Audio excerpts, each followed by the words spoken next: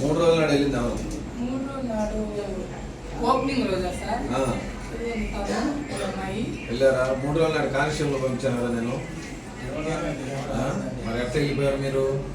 మేము ఏమన్నారంటే ఓపెన్ సార్గా లేరమ్మా 2 రోజులు ఆగినాక ఎంతసేపు ఉన్నారు అక్కడ?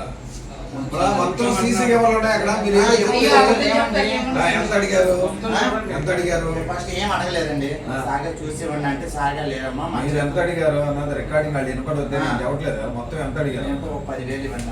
10 10 ప్రమాణం తప్పైతే ఎఫ్ఐఆర్ రిజిస్టర్ చేస్తారు. మీరు ఎంత అడిగారు? మొత్తం ఇదిగో చూడు, సీసీ కెమెరాలు ఉన్నాయి కదా. ఇప్పుడు నేను మాట్లాడే ప్రతి మాట అందులో రికార్డు. ఎంత అడిగారు తెలీదా మీకు? 10 కదండి అడిగింది. సౌత్ ఇండియా షాపింగ్ మాల్ దగ్గర ఎంత తెచ్చుకున్నారు?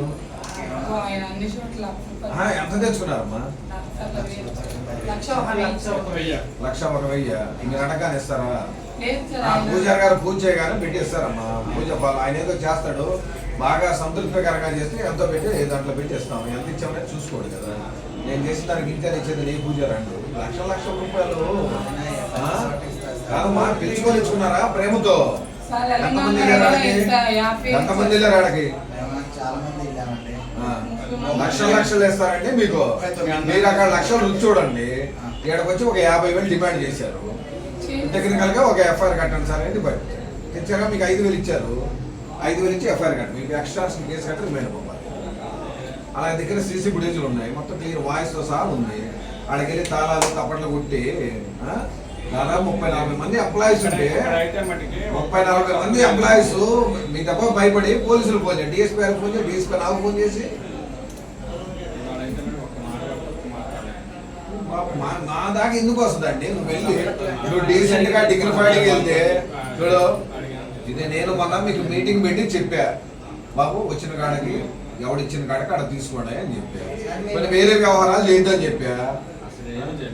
ఏం చెప్పితే మాకెందుకు వస్తాయండి ఫోన్లు? 50,000 ఇస్తారా మీకు? లక్షలు ఇస్తారా? కేసు ఇది కేసు కట్టమని ఎఫ్ఐఆర్ కట్టమని నాకు ఆర్డర్ వచ్చింది. ఎఫ్ఐఆర్ కట్టాలా? ముద్దాలే జైలు పోయాక మిగతా వాళ్ళు అడుక్కోవడానికి కూడా పోరు. ఏనండి, ఇక మిగతా వాళ్ళు ఎక్కడికి పోను కూడా పోరు, ఎందుకంటే అన్ని ఎక్స్ట్రాక్షన్ అవుతాయి. ఏమర్థం చేసుకోవాలమ్మా? వాళ్ళు కూడా అలానే కదా చెప్పుంటాడు. మేనేజర్ గారు ఇక్కడ కూర్చొని అమ్మా నేను ఇవ్వలేదా? మేనేజర్ గారు మా కంపెనీ తరపున మాకేమి ఇవ్వరండి, నా ఓన్ 5,000 నేను ఇచ్చాను సార్ అని చెబుతున్నాడు. నాకు కొన్నిటికి కంపెనీ తరపున ఏమి రావు, పైకి లెటర్స్ పెట్టుకోవాలి వాడిని. వాళ్ళ పాలు నేను తట్టుకోలేక 5,000 నా సొంత 5,000 ఇచ్చి పంపించానని చెబుతాను.